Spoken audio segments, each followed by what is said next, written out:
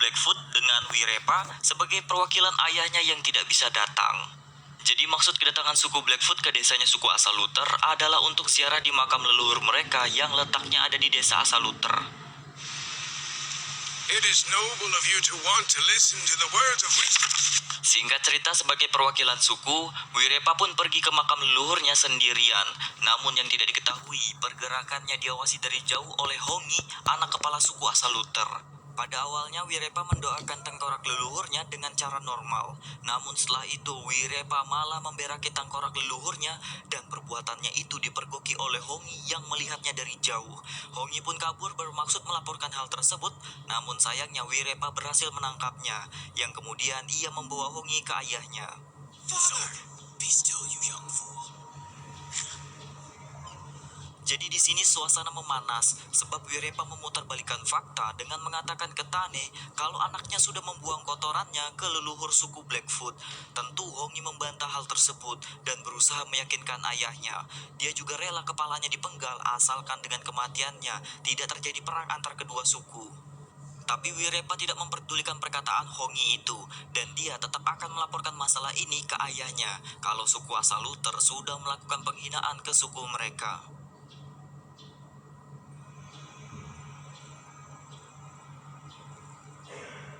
Singkat cerita, hari sudah malam. Tiba-tiba Hongi yang sedang tidur ditendang orang tak dikenal hingga badannya jatuh ke jurang.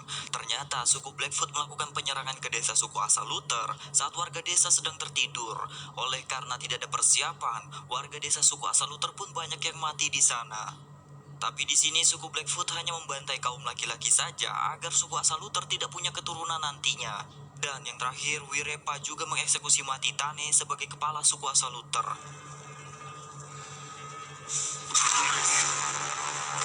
Walaupun Wirepa tahu Hongi berhasil kabur, ia lebih memilih pulang kembali ke desanya untuk memberitahukan hal ini kepada ayahnya.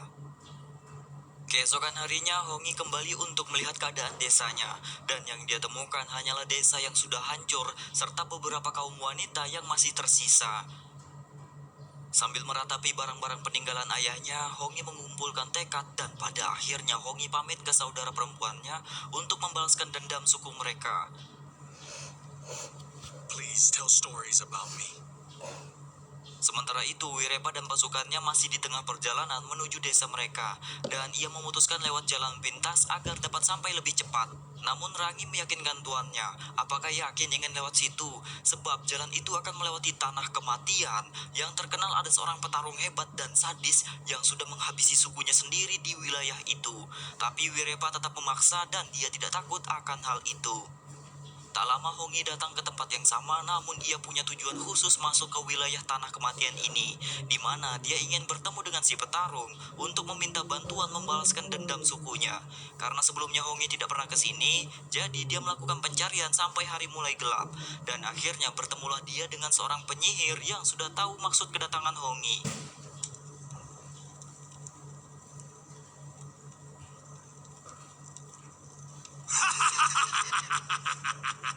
Dan bertemulah Hongi dengan petarung yang melegenda itu, di mana ia berpenampilan mirip seperti Gundurwo. Hongi pun menceritakan maksud dan tujuannya bertemu si petarung, dan jika si petarung tidak suka dengan tujuan Hongi itu, dia akan memakan Hongi hidup-hidup. You be quiet! Mind those wives. Setelah mendengar apa tujuan Hongi, si petarung mendiskusikan hal tersebut pada penyihir yang juga merupakan istrinya.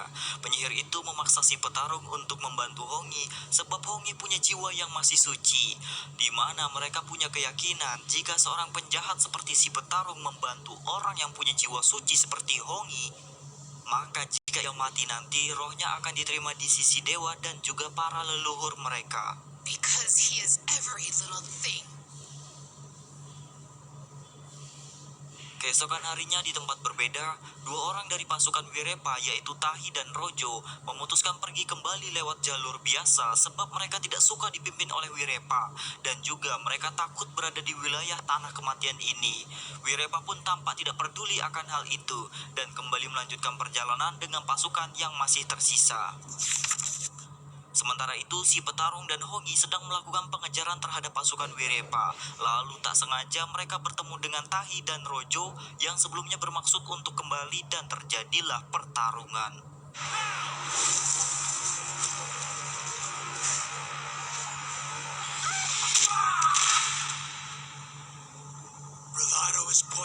dengan sekali pukul saja, Rojo tewas di tangan si petarung. Sementara itu, Hongi yang berhadapan dengan Tahi juga tidak menemukan kesulitan di sana.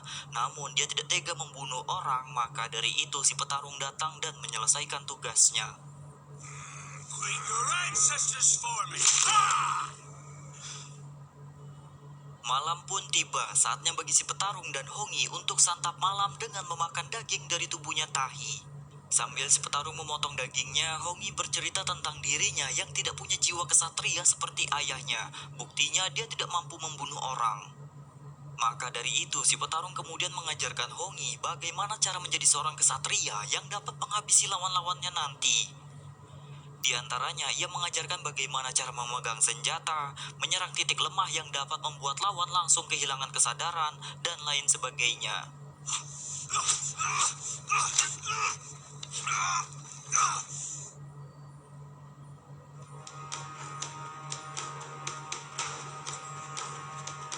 Malam berganti pagi, si petarung dan Hongi kembali melanjutkan perjalanan mereka terhadap Wirepa dan pasukannya. Sementara itu, Wirepa dan pasukannya yang sedang beristirahat dikagetkan dengan kemunculan si petarung yang kemudian ia menyuruh Hongi untuk lari ke hutan karena si petarung akan menghadapi pasukan Wirepa sendirian. Perkelahian pun dimulai, satu persatu pasukan Wirepa maju untuk melawan si petarung. Namun, walaupun sudah dikeroyok, si petarung masih belum menghadapi perlawanan yang berarti.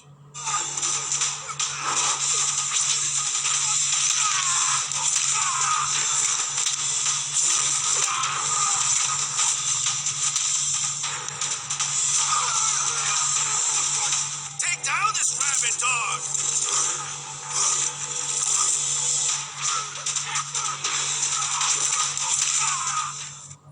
Di sisi lain, Hongi juga sedang berhadapan dengan seorang pasukan Wirepa yang mengejarnya. Dan sesuai dengan apa yang sudah ia pelajari dari si petarung, Hongi pun dapat membunuh orang itu. Kembali ke si petarung di mana ia mulai kewalahan menghadapi pasukan Wirepa yang juga terkenal dengan ketangguhannya. Namun beruntung Hongi datang menolong si petarung, kemudian dari sini mereka berdua sama-sama melawan pasukan Wirepa. Sadar tidak bisa mengalahkan si petarung, Wirepa memutuskan untuk kabur dengan beberapa pasukannya. Sementara pasukan lain sisanya masih berhadapan dengan si petarung dan Hongi.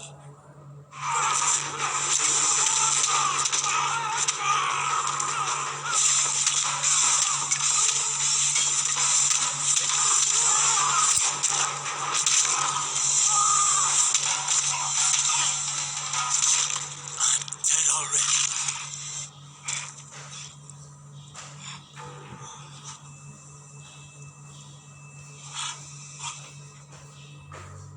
Malam harinya, Hongi membuat obat dari daun yang kemudian dioleskan ke kepala si petarung yang terluka akibat pertarungan tadi. Saat hari sudah pagi, pasukan Wirepa kembali melanjutkan perjalanan. Namun mereka tidak bisa bergerak cepat sebab ada seorang prajurit yang terluka. Sementara itu, Hongi dan si petarung yang juga akan melanjutkan pengejaran tak sengaja bertemu dengan 3 orang dari suku lain. Di sini si petarung protes kepada Hongi kenapa mereka malah mengikuti wanita dari suku lain tersebut, padahal tujuan sebelumnya adalah melakukan pengejaran terhadap Wirepa dan pasukannya. Namun Hongi menjawab itu bukan urusanmu. Saat sedang tidur, Hongi terbangun sebab mendengar suara ribut-ribut dari kejauhan. Ia kemudian berlari menuju sumber suara itu, tapi tak sengaja ia menemukan mayat 2 orang pria dari suku lain yang bersamanya tadi. Ternyata suara ribut itu berasal dari si petarung yang sedang berkelahi dengan wanita dari suku lain. Dan tentu saja wanita itu bukanlah lawan yang seimbang baginya.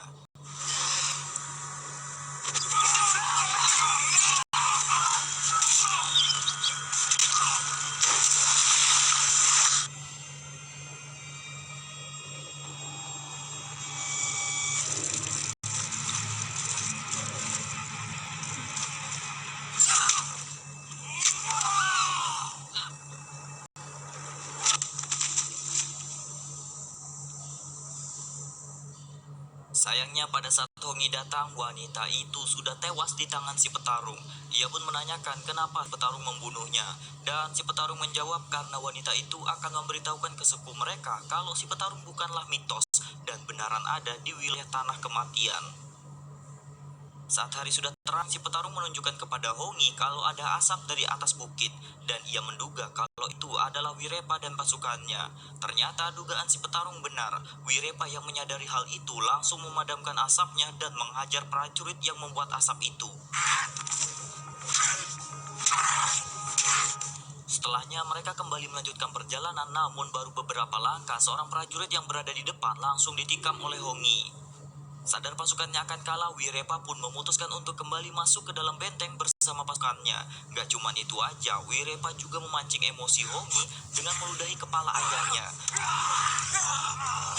Melihat itu, si petarung pun menenangkan Hongi, kemudian mengajaknya pergi dari sana untuk mengatur sebuah rencana. Mereka kemudian mengumpulkan kayu kering untuk diikat menjadi satu, dan setelah itu si petarung berusaha membuat api yang akan dibakarkan pada ikatan kayu keringnya. Sementara itu, pasukan Wirepa kembali ada yang membangkang. Ia menyebut Wirepa tidak becus dalam memimpin dan sekarang mereka semua terjebak di dalam benteng ini, ditambah mereka belum makan selama beberapa hari, kata prajurit itu.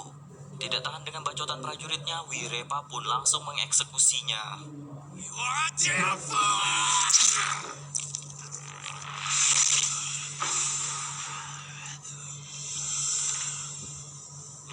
Setelahnya, Rangi memperlihatkan ke Wirepa kalau dia tak sengaja menemukan kotak penyimpanan senjata yang dapat mereka gunakan untuk melawan si petarung dan Hongi.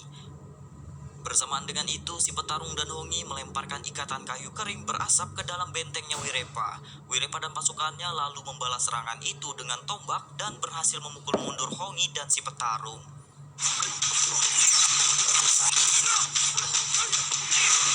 Lalu dari kejauhan, Hongi mendengar Wirepa memerintahkan pasukannya untuk pergi dari benteng itu. Ia dan si petarung pada awalnya bermaksud ingin mengejar Wirepa dan pasukannya. Namun tak sengaja, Hongi melihat kepala ayahnya yang berada di dalam benteng itu. Ternyata pada saat Hongi masuk ke dalam, itu hanyalah sebuah jebakan. Hal yang sama juga dialami si petarung, di mana dia kaget karena Hongi ternyata tidak mengikutinya. Dan tiba-tiba,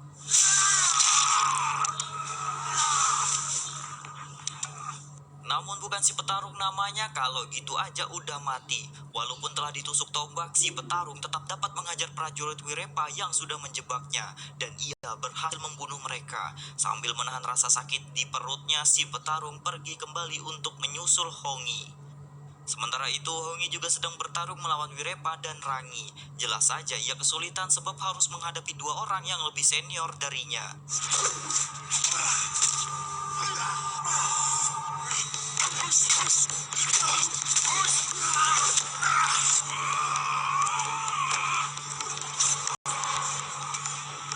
Beruntung tak lama si petarung datang dan menolongnya. Jadi di sini posisinya si petarung berhadapan dengan Rangi, sementara Wirepa berhadapan dengan Hongi.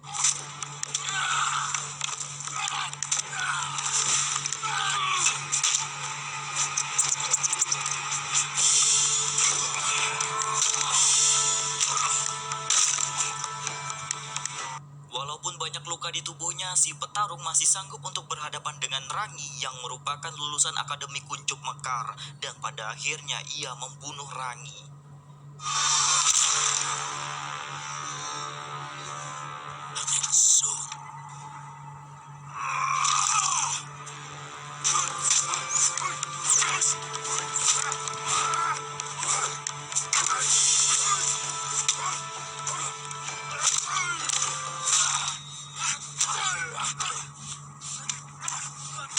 Setelah itu si petarung pergi bermaksud untuk membantu Hongi, namun sayang karena sudah terlalu banyak luka di tubuhnya, ia harus meregang nyawa di tangan Wirepa.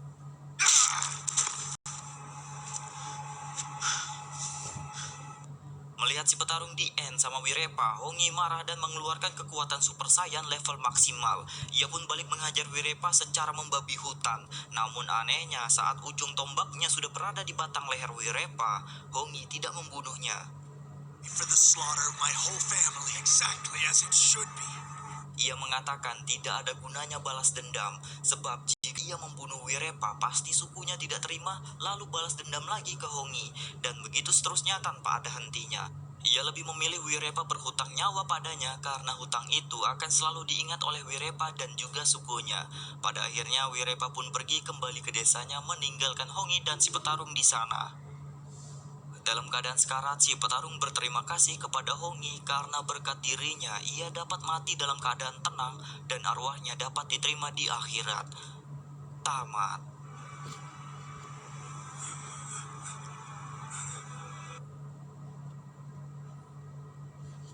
Halo teman-teman, di video ini